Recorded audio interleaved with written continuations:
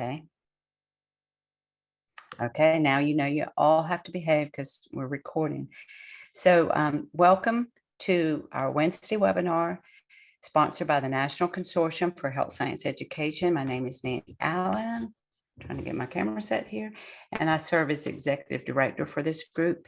And we also co-sponsor this with our teacher organization, which is the Health Science Educators Group Association. So if you're not a member of that and you might want to consider doing that, it's information is on our website about how to join our teacher organization. We're so excited today. This will be recorded. You heard that. And it will be available at the link that I put there in the chat, healthscienceconsortium.org/webinars. You will receive a certificate of participation. You may or may not need that, but for some teachers, they like to be able to document their time, their investment of time for professional development. So if that's helpful to you, you'll get that within the week, and you'll be able to insert your name and save it for your renewal or whatever you may need to document your time here with us today. So today we're excited to have Jane Cregan and Rebecca Pretty, and they are both employees of the American Music Therapy Association, longtime employees, I found out today. And that means it's a great place to work and a great profession to represent. So Rebecca reached out, I guess, over the summer and said, we really would like to share with your teachers about this profession that we represent that may not be as high profile as some of other health professions that they know about, but perhaps this is a webinar that they can use in their class. So with that, I'm going to pass these two nice ladies the microphone, and they'll be ready to go. And Rebecca, I think you're going to be sharing your screen. So thank you so much for being here today, and we appreciate your willingness to support our teachers with this good information. Oh, I did want to say one thing. They welcome your questions. You can just add those in the chat. And I'm going to sort of serve as their Vanna White and sort of be looking over the questions. And we're going to attempt to answer those mostly at the end.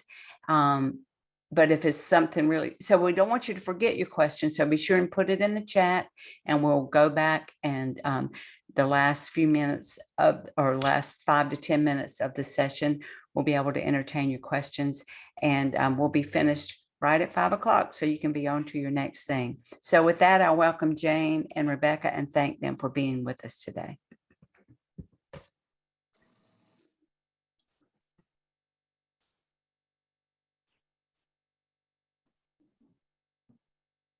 Thank you, Nancy, and good afternoon, everyone. My name is Jane Cregan. I'm a board-certified music therapist and the Director of Professional Programs for the American Music Therapy Association. In this role, I provide support to AMTA faculty and internship directors through work with AMTA professional programs standing committees. I'm also involved in educational policy through special task forces, boards, and I assist with new degree program development. I also provide information to the general public and answer questions about music therapy as a career. Becky? Good afternoon, everyone. My name is Rebecca Pretty. I'm the Senior Federal Policy and Programs Analyst for the American Music Therapy Association. And my role consists of monitoring, coordinating, and implementing organizational federal advocacy strategies, along with raising congressional and federal advocacy awareness of the efficacy of music therapy services. A little bit about AMTA. AMTA is dedicated to the advancement of the public's awareness of the benefits of music therapy and increasing access to quality music therapy services for those in need. AMTA's purpose is to support the progressive development of the therapeutic use of music in rehabilitation, special education, and community settings. AMTA is committed to the advancement of education, training, professional standards, credentials, and research in support of the music therapy profession.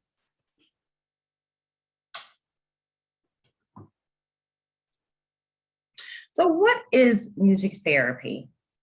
Here's a definition. Here, our standard definition of music therapy is that music therapy is the clinical and evidence-based use of music interventions to accomplish individualized goals within a therapeutic relationship by a credentialed professional who has completed an approved music therapy program. Music therapy is an allied health profession similar to occupational therapy, speech therapy, and physical therapy. Music therapists work in partnerships and on interdisciplinary treatment teams with physicians, nurses of every specialization, social workers, and other allied health professionals.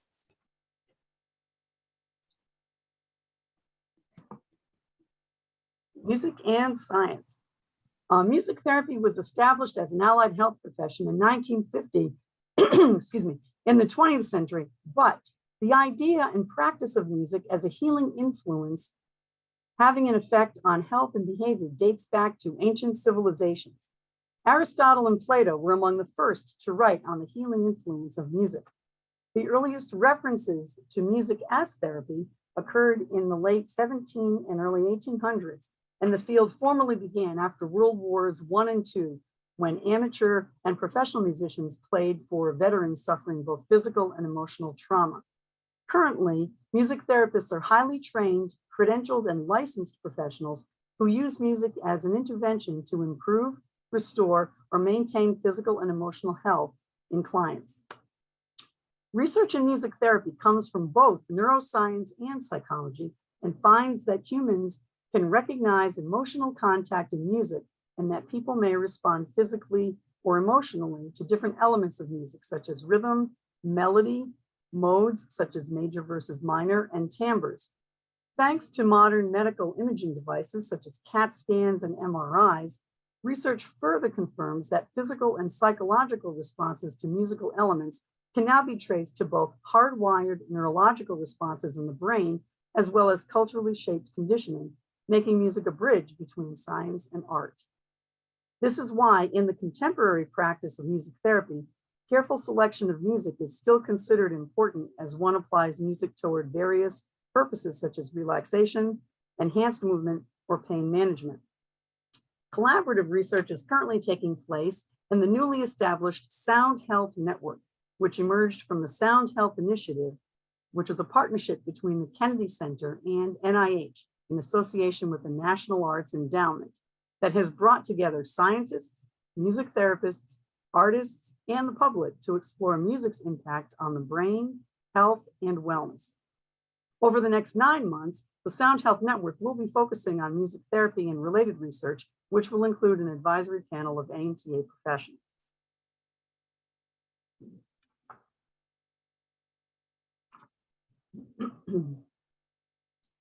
So how does music therapy work? Well, we know that music, as the slide says, can activate all areas of the brain. Music can activate brain regions involving listening to, reading, moving to, and playing music, and in the experiencing of memories, emotional context, and expectations associated with music. Music therapists can use all the elements of music to bring about a desired change in non-music related behavior, specifically targeting brain regions underlying these behaviors. In music therapy, music is used to build non-musical goals such as movement, speech, communication, receptive language, and cognitive skills. To explain more how music does this, I am going to cite the research of Dr. Elizabeth Stegmoller, music therapist and neuroscientist who works with Parkinson's patients and is studying the connection between neuroplasticity, the brain's ability to make changes, and music therapy. In a recent article that Dr. Stegmoller wrote in The Scientist, she considers 3 principles of neuroplasticity, which she feels helps to explain how music therapy works. The first is dopamine, a neurotransmitter involved in neuroplasticity related to the brain's reward network. In recent years, research has shown that enjoyable music activities activates the reward network. By pairing music with non-music related behaviors, music therapists may be tapping into the brain's reward pathway. Number two, the Hebbian theory, which is that neurons that fire simultaneously make stronger connections.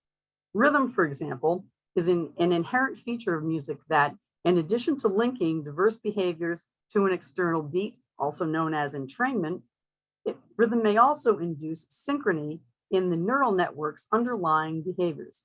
By pairing music activities such as movement, vocalization, breathing, and heart rate, music therapists may be eliciting simultaneous firing of neurons in brain areas involved in the control of those behaviors, strengthening neuronal connectivity and leading to faster and more permanent changes in their clients.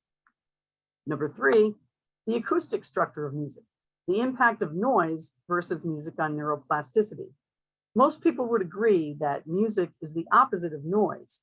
And in her research, Dr. Stegmuller found that in examining the acoustic structure of song, song is more consonant than speech. So professionally trained musicians have less noise in both their spoken and sung acoustic signals. Music therapists are professionally trained and educated musicians with training in many instruments and voice, enabling them to minimize the amount of noise and optimize the resonating precision of their musical sounds. So music therapists may provide clearer acoustic signals, whether instrumental or vocal, than other clinicians, thereby promoting neuroplasticity in the brains of the patients they treat.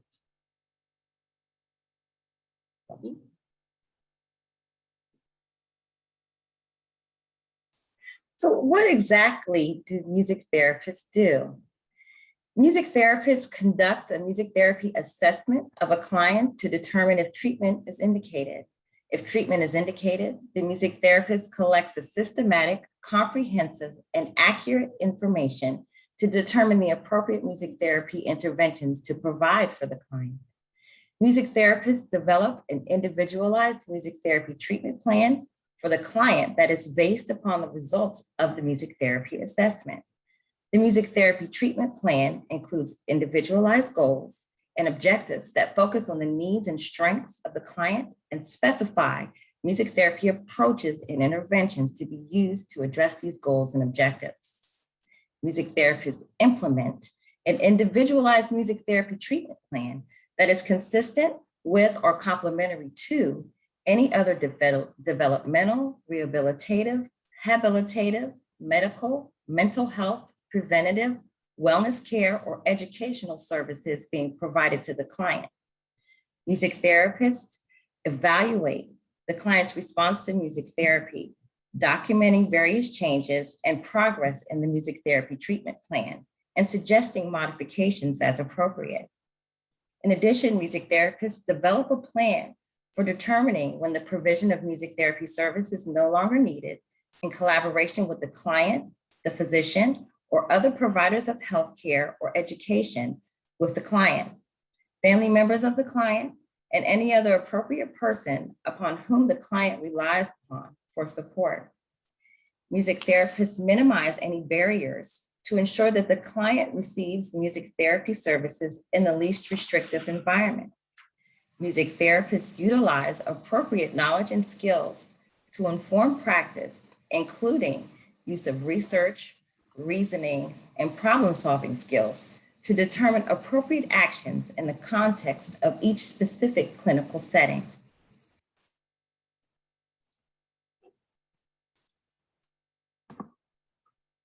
So how to become a music therapist? The bachelor's degree in music therapy, which is a degree in music and is 120 credits, is the entry into the profession. The bachelor's degree is divided into 3 areas: music foundations, clinical foundations, and music therapy foundations. In music foundations, the coursework is composed of music theory and ear training, composition and arranging, music history and literature, applied music lessons, ensembles, conducting. Also, music therapy students develop functional skills in piano, guitar, percussion, and voice, as well as improvisation. In the clinical foundations, these are the courses, related courses in science and psychology, such as anatomy, exceptionality and psychopathology, normal human development, principles of therapy, and the therapeutic relationship. And then the music therapy foundations are all the courses related to the theory and practice music therapy techniques to use music in clinical settings. So the courses include foundations and principles, assessment and evaluation, methods and techniques, pre-internship training, which are music therapy experiences with at least 3 different populations concurrently with music therapy coursework, psychology of music, music therapy research, and then a clinical internship, 6 months, which is under the supervision of a music therapist, which is the final degree requirement. Once the degree and the internship are completed, an individual is eligible to sit for the board certification exam to obtain the credential MTBC, or Music Therapist Board Certified, which is necessary for professional practice in the United States. Also open to people with degrees in related fields is what we call the post-baccalaureate equivalency, which is a certificate program of approximately 24 credits. That can vary depending upon the related degree. This is open to people with degrees in related fields that can be music, it can be education or psychology with a music minor. And students in this program will take only the courses necessary in order to complete the equivalent of the bachelor's degree without doing another entire degree. Not shown on the slide is another path called the equivalency plus masters. In this option, it's available to individuals with related degrees, but students complete equivalency coursework, including the internship, and then they continue right into the master's program. So this program is a 60 credit 3-year program because someone is doing equivalency plus the master's at the same time. And then the advanced degree, which is the master's degree, which is open to individuals with music therapy degrees or their equivalent. The master's degrees are approximately 36 to 40 credits, and it does allow for some specialization. For example, the Master of Music in Music Therapy, the advanced coursework in music therapy is placed within a musical context. The Master of Music Therapy is the advanced coursework is placed within the disciplinary context of theory, research, and practice in music therapy. That's the Master of Music Therapy. Master of Arts in Music Therapy, the advanced coursework is placed within the context of creative arts therapies, psychology, counseling, and social sciences. The Master of Science in Music Therapy, the advanced coursework in music therapy is placed within the context of medicine, allied health, rehab, and the physical sciences. There are also low residency and online options for the master's degree in music therapy for individuals who have the bachelor's in music therapy or its equivalent. And finally, the doctoral degree, which is approximately 44 credits and focuses on advanced competence in research, theoretical development, clinical practice, supervision, college teaching, and/or administration, depending upon the title and purpose of the program.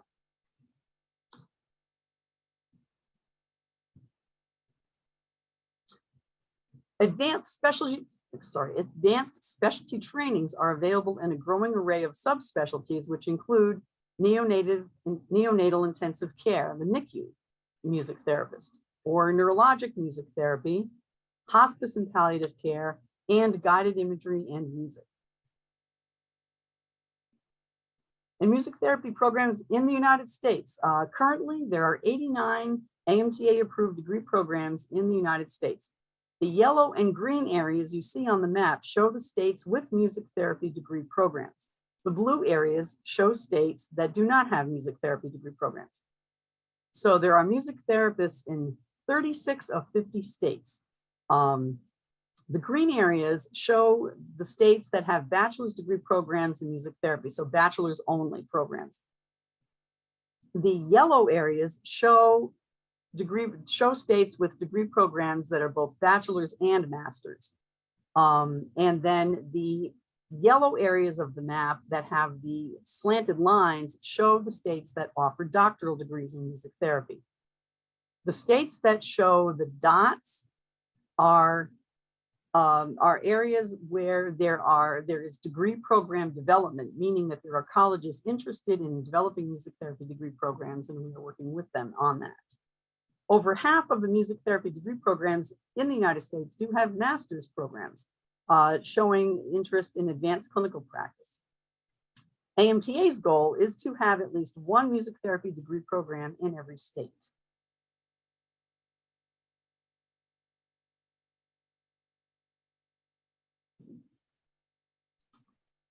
So Jane mentioned earlier that a credential is required to practice music therapy. So I'm going to talk to you a little bit about the Certification Board for Music Therapists, or CBMT. CBMT is an independent, nonprofit certifying agency fully accredited by the National Commission for Certifying Agencies, or NCCA. This accreditation serves as the means by which CBMT strives to maintain the highest standards possible in the construction and administration of its national examination and recertification programs, ultimately designed to reflect the current music therapy practice for the benefit of the consumer. CBMT defines the body of knowledge that represents competent practice in the profession of music therapy, creates and administers a program to evaluate initial and continuing competence of this knowledge, and issues the credential of MTBC to individuals that demonstrate the required level of competence. The MTBC, as Jane mentioned, is granted by CBMT upon successful completion of an AMTA-approved academic and clinical training program and a written objective national examination. Passing a written objective national examination. CBMT has credentialed thousands of professionals as board certified music therapists, and there are currently over 9,000 board certified music therapists. All board certified music therapists receive education and training in compliance procedures for state, federal, and facility regulations and accreditation. They are trained and skilled to conduct music therapy assessments, draft and incorporate goals and objectives into treatment plans, specify procedures, and define expected treatment outcomes, evaluate and make appropriate modifications and accommodations, and document the process utilizing standard tools. In addition, to demonstrate continued competence and to maintain the MTBC credential, music therapists are required to complete 100 hours of continuing music therapy education within every 5-year recertification cycle. Music therapists are also required to carry liability insurance, and certain subspecialties mentioned by Jane previously on a previous slide require that supervision hours are accrued. As board certified music therapists, you are bound by the standards of practice and the code of ethics.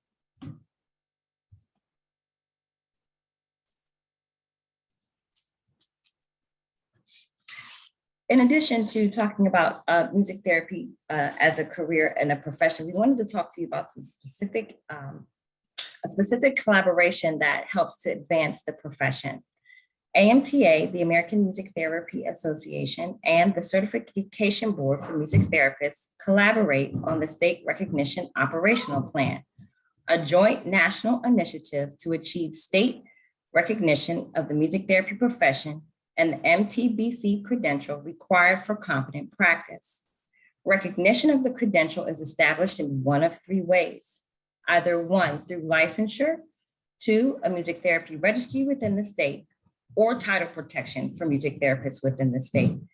Desired outcomes include improving consumer access to music therapy services and establishing a state-based public protection program to ensure that music therapy is provided by individuals who meet established training qualifications, all of the qualifications discussed previously.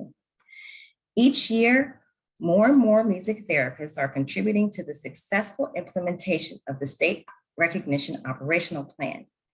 This national initiative involves countless volunteer hours from state task forces across the country as they educate fellow music therapists, students, clients, facility administrators, state agencies, and legislators about this need. And as you can see by the map, Music therapy is what recognized in all the states that are highlighted in green. All of the states that are highlighted in the lighter green have had legislative and regulatory activity in the history of the state recognition operational plan. And all of the states that are light blue currently have task forces that are engaged. And all of the light blue and light green all indicate active state task forces. So as you can see, that just gives you an idea of the breadth and depth and scope of this initiative. There are 47 states that have participated at some point in the state recognition operational plan.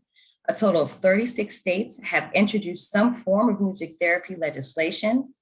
There are over 150 music therapists currently active in state task force work at the state and regional level, with over 300 music therapists having participated as task force members in the past 15 years that this initiative has been going on. In 2021, which we still have a few possibilities here, but 17 states introduced legislation or regulatory language seeking recognition of music therapy and the board certification credential. So that's very exciting. The collaboration between AMTA and CBMT has been truly successful. And although there are different areas of focus for both organizations, we do have the same end goals to benefit music therapists, advance the profession, and to ensure high quality music therapy services for the public. AMTA also works to involve and educate our members on national advocacy issues of importance that impact the profession. Our federal advocacy work is focused on raising congressional and federal agency awareness of the efficacy of music therapy services, but also representing music therapy as a profession with it as members of national coalitions is a big part of AMTA's government relations work on the federal level.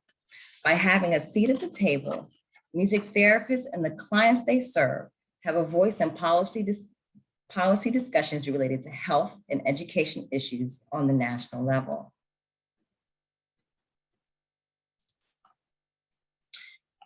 Jane talked a little bit about research, and research is a big part of the work that AMTA helps to support.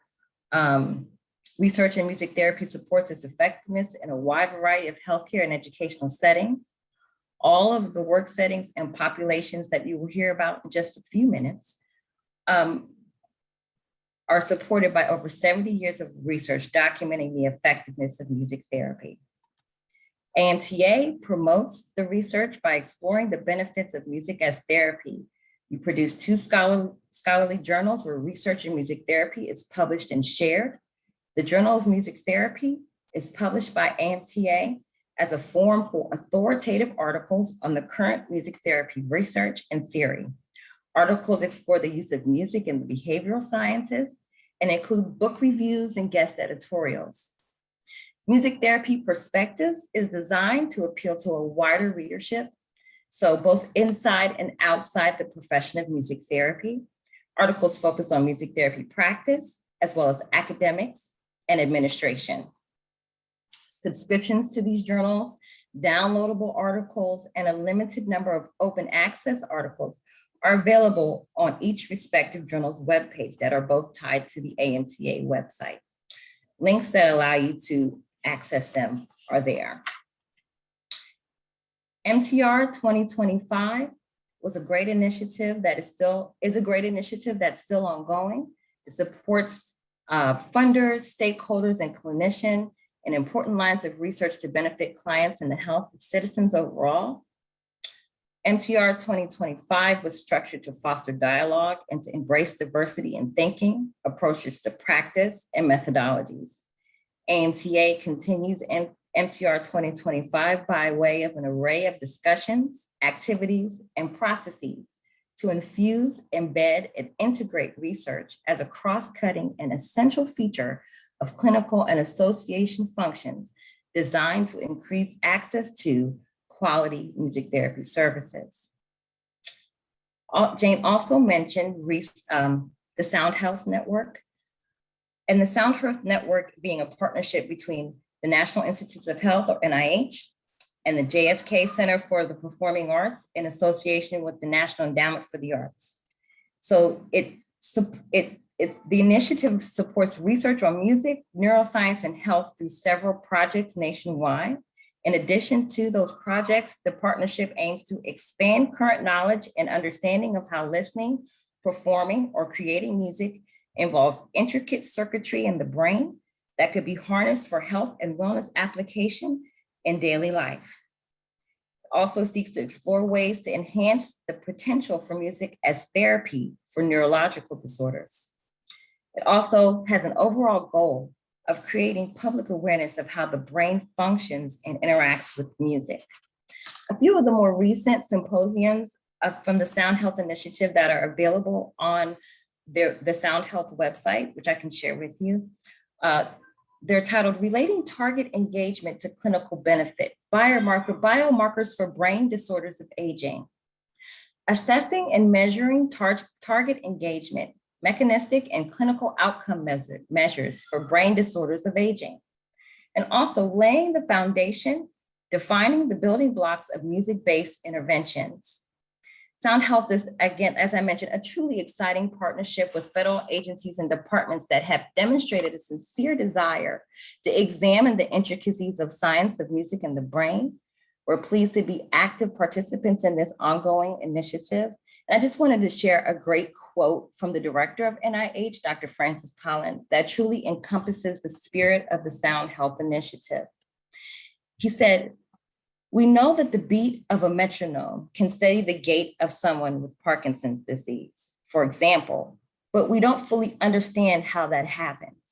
If we can pinpoint in the brain how music therapy works through the use of imaging and biomarkers, the hope is that we can improve its effectiveness and apply it more broadly to improve the lives of millions of people who suffer from neurological and other disorders."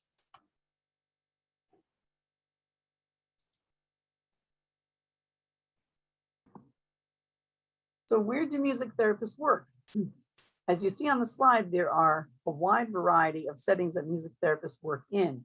Music therapy clinical practice is based on research and proven intervention methods. And over the course of 70 years, music therapy clinical practice has expanded to cover a wide range of populations and settings, as you see on the slide.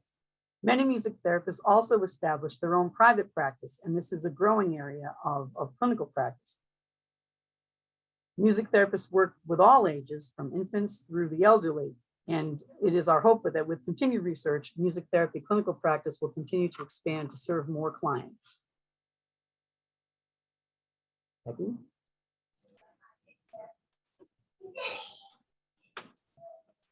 Music therapy services I often refer to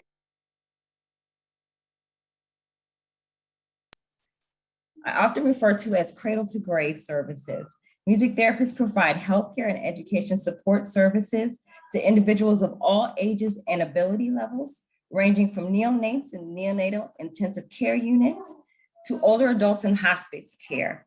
Client groups served include those with developmental disabilities, including Down syndrome, autism spectrum disorders, Rett syndrome, Fragile X syndrome, cerebral palsy, mental illness, for example, those with post-traumatic stress disorder, schizophrenia, bipolar depression, emotional and behavioral disorders, and substance abuse, acute chronic illness or pain, such as HIV/AIDS, cancer, multiple sclerosis, burn units, surgery units, impairments due to aging or accidents, including stroke, Alzheimer's disease, and other dementias, traumatic brain injury, and Parkinson's, hearing and visual or speech impairments, terminal illnesses, especially hospice and palliative care, learning disability for those, for example, those related to math difficulties, language difficulties, and motor difficulties, health and wellness issues, such as cardiac care and well senior care. And so some sample outcomes with various populations can include developmental and neurological growth, the improvement of coordination, the improvement of muscle strength, building brain-body connections through neuroplasticity, elements of music, psycho-emotional regulation, decreasing agitation and anxiety, and reinforcing positive behaviors. And so next, we're going to share just a short video clip so you can see music therapy in action.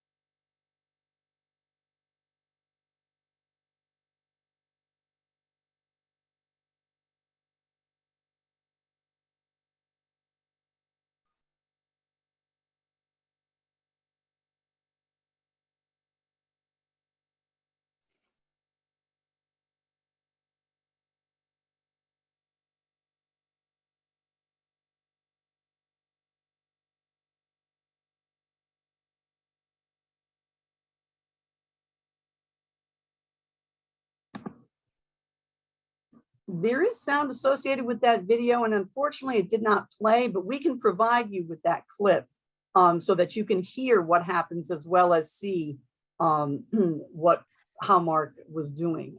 So we will provide you with that link so that you can hear the clip as well as see it. Student organizations and resources. Music therapy college students are part of a large network in the US and internationally.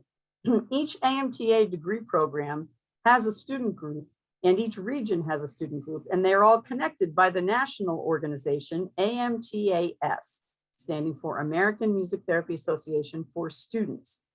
The resources provided by AMTS are hosting virtual cafes. They're presentations for students on a variety of topics that include internship, clinical practice with specific populations. AMTS also offers scholarships, as well as hosting an annual conference called Passages that are held within the annual AMTA conferences each year. AMTA also provides scholarships for interns as well as packets for students when they complete their internship and enter the professional world. The World Federation of Music Therapy is the international link for students. The World Federation of Music Therapy is an international nonprofit organization that brings together music therapy associations and individuals interested in developing and promoting music therapy globally through the exchange of information, collaboration among professionals, and actions. The World Federation for Music Therapy has a student organization which provides opportunities for students to connect with their peers in other countries and participate in international service projects. The World Federation for Music Therapy also offers scholarships to music therapy students. A listserv is also available for music therapy students that are interested in international issues. AMTA also does outreach to high school students.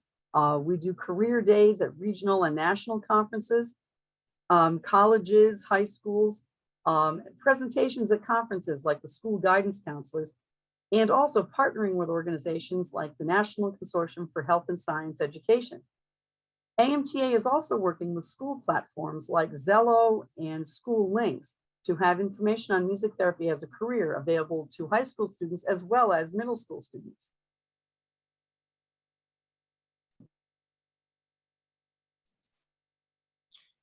Music therapy can make the difference between withdrawal and awareness, between isolation and interaction, between chronic pain and comfort, between demoralization and dignity. And that's a quote by Barbara Coro, who's a music therapist and a leader and pioneer of the profession. Music therapy is a profession that is growing and that is thriving. Our goal today was to communicate to you and your students that if they have an interest in the career, in the health professions, and if they have a passion for music, please consider a career in music therapy. Music therapists can make a difference in the lives of so many. And so today, with that, we're ended a little early, but many thanks to all of you for participating in today's Wednesday webinar.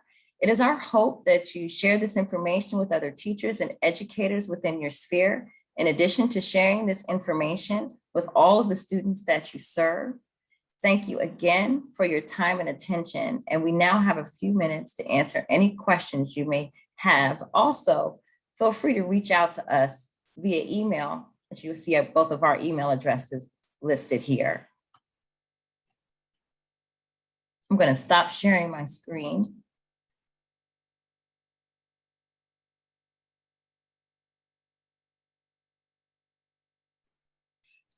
Okay, Rebecca, Marty from Michigan, I think, she did put the link, she called it Mark's video, the video that you showed that we weren't able to hear the sound.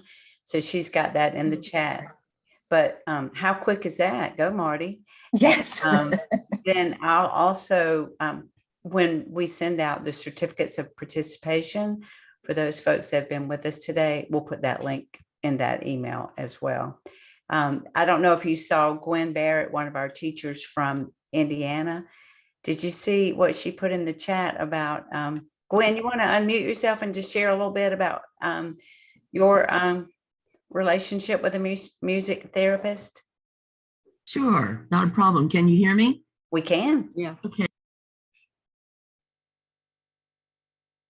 Or we could. Now you got muted again. Oh, sorry, there we go. Okay. Several years ago, I had a student who was interested in music therapy, and I had remembered on my way to school, I had seen a sign that said music therapy associates. And I thought, shoot, I'm going to contact them and find out what's going on. And I made an appointment and I spoke to the gal who was the administrator. And I said, I'd like to place a student with you for an internship. Well, one thing led to another. And she does something in our area called Optimal Rhythms, and then Access Academy, works with a lot of autistic children, most up into the teens, mostly teens. And she's been very active in legislation in Indiana. And she's served on my advisory board, and she's there just, you know, for me to get information from her and to give us information on what it is they do. So it's been kind of fun. Yeah, great. Well, thanks for, Gwen had sent me that in a direct message, and without her permission, I just copied it and sent it out to everybody. So I thought that was just a good reinforcement of those relationships that can be influential to the students that we have the honor to serve. Okay, Yes. Anybody else have a question or something to add?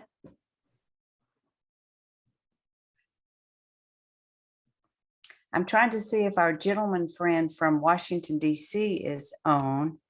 Are you here?